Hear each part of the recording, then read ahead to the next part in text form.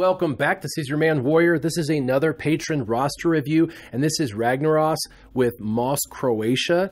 Ragnaros is a patron of mine and has been playing for about 8 months or so, and is I would call a very small dolphin. Has spent less than $100 in the entire lifetime of playing the game, more like $50 for the entire lifetime of the game. So small dolphin here, has made a couple one-time purchases. So all in all, pretty close to mostly free to play, but we're going to go through the squad arena. That's really, he's doing very well in almost the top 100 every day. And then of course ships, really well, getting into that top 20 to make sure that you're collecting those extra crystals that you could be getting. So excellent there. So all in all, for a mostly free to play / small dolphin, you're doing really well with yourself. The two things that you wanted me to focus on was really just how to tweak the squad arena, and truth be told, you have a really good plan of action already. The action that you told me, we'll go over it, but really exciting for you to know kind of where you need to go. And then in ships, you mentioned that you kind of know where you're going and who you're working on, and you wanted to know a little bit about the Executrix challenge and how to get through it, and or if you should farm arena ships or rebel ships for the Chimera. And so we'll get into that. So the first thing we're going to do is arena. We're looking at your team, and you said, should I use this old Ben in this team that I have here now, or should I take old Ben out and put Bays in?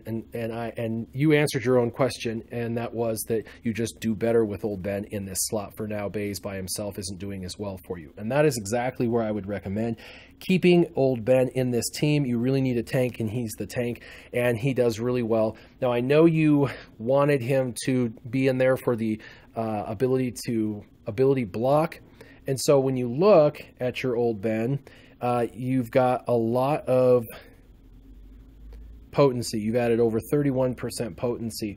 And so what I'm going to suggest to you is that you actually remod old Ben, and there's a lot of reasons for that. One, with the mind tricks, it's either going to apply these debuffs such as ability block and offense down, or it's not. And if it doesn't, it can give your team up to 30% turn meter, because there's 5 opponents potentially you'll be going against when you try to ability block, which traditionally there's 5 because you had do it near the beginning of the battle. And there's 2 debuffs per 5. That's 10 debuffs that could potentially not apply. If 10 did not apply, you get 3% turn meter for each one that was resisted. That is 30% turn meter to your other rebels, and you're running Wedge and Biggs, making them much faster. Think about it. If they were going faster and faster, I mean, they're your damage dealers. They're huge. So this mind tactics could work either way. Either you get the ability block, which really helps, or it just speeds your team up more. So potency, while important, is less important than the things I'm about to tell you. The one thing about Obi-Wan Kenobi is he has one of the, if not the highest armor rate in the game. He compresses damage better than any other tank in the game for the most part. So when people hit him, let's just make this easy. Let's say someone's hitting him for 10K, 10,000 damage. He can compress over 40% of that, making it to where he only takes 6K of that 10K. That is awesome. And you can get his armor rate to 50%. So let's go back and look. If you look, your armor, you superficially raised it by 3%, and you've got it to almost 42%. It's like 39% in its base form, or 38% in its base form.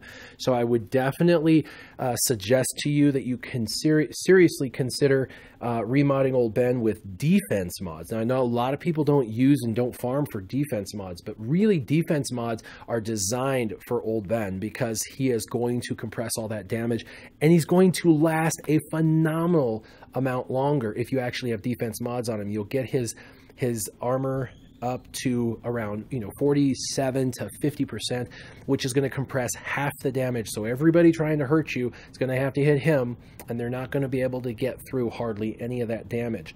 The other thing is, since he's a tank and since he's going to be hit, and since you're hopefully going to change to defense mods for him, I would suggest you switching all of his sets that are changeable, which is going to be the right side, the arrow, triangle, and the plus, and the circle, to all protection or protection and defense. For example, see how this says 11.75 defense? Now, this is the only thing you can put in this slot for primary stat is defense.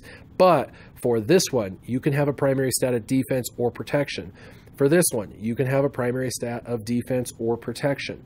Again, for this one, I would have primary stat of defense or protection. And again, this one, a primary stat of defense or protection. If you like this extra 30 speed and you want to keep him slightly faster, you could go ahead and leave this one alone.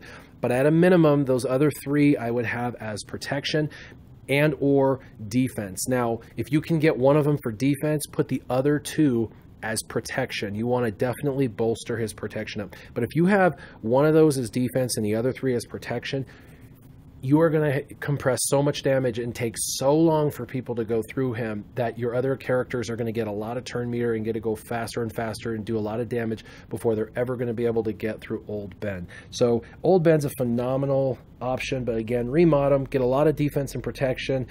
Really worry more about that than the potency side of things, because even if your stuff doesn't land, it just gives you a turn meter. It's a win-win for you, and Obi-Wan's going to be great. You did mention, though, that you are working on Chirrut and Baze. So when looking at your Rebels, I see really your weak link is Chirrut. He is a 6-star gear 8. I would definitely have him in your favorites. I'm sure he is. And I would be working on him. And when you can get him to gear 10, as soon as you can get him to gear 10, which is about 9 pieces away of gear, 9 pieces of gear away, which is not that bad because probably 3 of those pieces you have laying around. So really, you probably need about 6 pieces to get him to gear 10 that are going to be hard to get. But focus on those, get him up to gear 10, and then slap him, Baze, and Chirrut into your team. Now, when you ask, who are you going to replace with, who I would replace on this team is I would replace Biggs and your Old Ben with Chirrut and Baze, because you want to do a tank for a tank and a damage dealer for a damage dealer. And you want to keep your Rebel lead. Right now you get speed, health recovery, and a lot of extra offense, and Chirrut under Wedge is absolutely insane. So I would definitely keep Wedge as a leader for now. And then you said you're working on CLS. So when you get CLS developed and you're ready to pop him in, you can just pull Wedge out for CLS. CLS, or Commander Luke, is a better version of Wedge. He just does more as a leader. So I would wait until your Chirrut and Baze are ready to go, and then I would put them in for Biggs and Old Ben. And then when you have CLS ready to go, I would put him in for Wedge. And you said, is there anything else that I would suggest to you? And like I said, that's the evolution of the team that I would suggest. But remodding of Old Ben is really the most important thing, in my opinion. You have only about 28,000 protection. You could have that over 40,000 protection, and your armor's at 40%. You could have that closer to 50%. 10% of the damage reduction more than you're currently doing is a lot, and a lot more protection. 20,000 more protection is super important. So definitely remod him. So that's Arena. Other than that, you're doing really well with that. And so let's go ahead and head into ships. Now with ships, you did mention that you're working on the Umbaran and the Scimitar. Both of those are kind of your pet projects. I would continue to work on all Arena ships. And so to answer your question, you said, should I farm Rebel ships or my Arena ships? I would farm your Arena ships that I'm going to suggest to you until they're 7-star, and then move to Rebel ships. And the reason for that is your Arena team needs to be as strong as possible. You said it's harder and harder now to stay in the top 20, and there's crystals at hand, so you definitely don't want to lose that opportunity.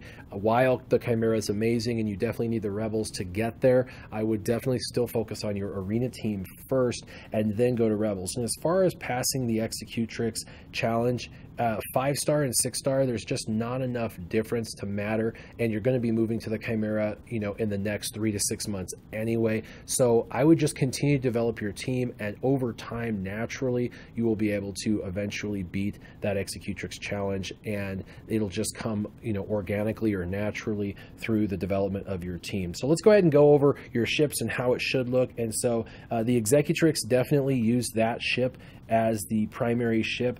And then for now, I would suggest using Slave 1 as one of your first ships in. However, once you get the First Order TIE Pilot developed, Slave 1 would go into the back lineup as the second slot in your back lineup. But for now, I would have it in your initial 5 lineup, much like you have. I would also use the Imperial TIE Fighter it's one of your higher ships, and so I would continue to have the Imperial TIE Fighter in your main lineup.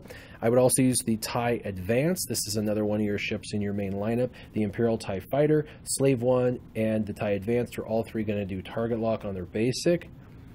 And then I would pair them with the 2 tanks, which is going to be Biggs. Obviously, target locks on basic with a crit, and he's going to taunt every time there's a target lock and regain protection.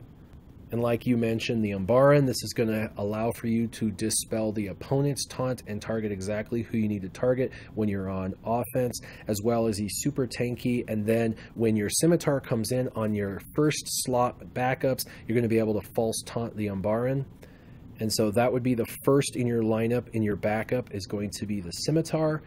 And then after the Scimitar is going to be, for now, Sunfac, which he does really, really well as well. He's got target lock synergy and he can stun. So this is a really great tank to bring in after the Scimitar.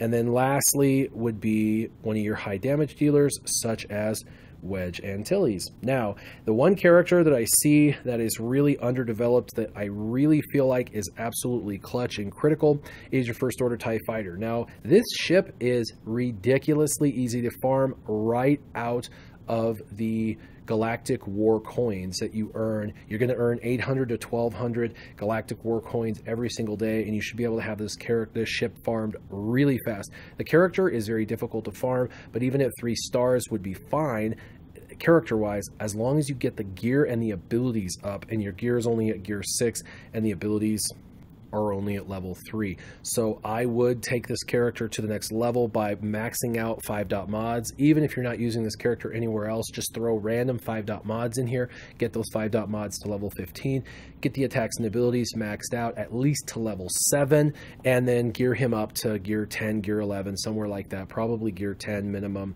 And then I would start farming this ship immediately and get these star level up on this ship. This is one of the top 2 best ships in the game, hands down. So if you don't have it, you need to be developing it actively. And with you and how competitive you are in your ships, not having one of the best ships in the game is just not an option right now. So definitely the First Order TIE Fighter is one of those characters you just, in ships, you need to develop. Once you have the First Order TIE Pilot set up, I would then replace Slave 1 in your initial 5 and put the First Order TIE Pilot in there, and then move the Slave 1 to replace Sunfac in your backup lineup. But that's what I would do for your ships. So Ragnaros, you're doing really well, like I said, in Fleet Arena and Regular Arena. I hope that these ideas about turret and bays and how to replace your team and eventually getting CLS and who to replace and stuff, I hope this really helps them with ships. I hope this really helps you focus on which ships you should be focused on and which ones you should be developing. Make sure that you go in and you max all of your pilots out. Every pilot you use on your team should be at gear 10 or above. They should have maxed out abilities at minimum to level 7. But if not higher, and you should have them farmed up to 7 stars. As always, if anyone has any suggestions for Ragnaros, or just wants to shout out Moss Croatia, do it in the comments down below. As always, keep your gaming on. Warrior, out.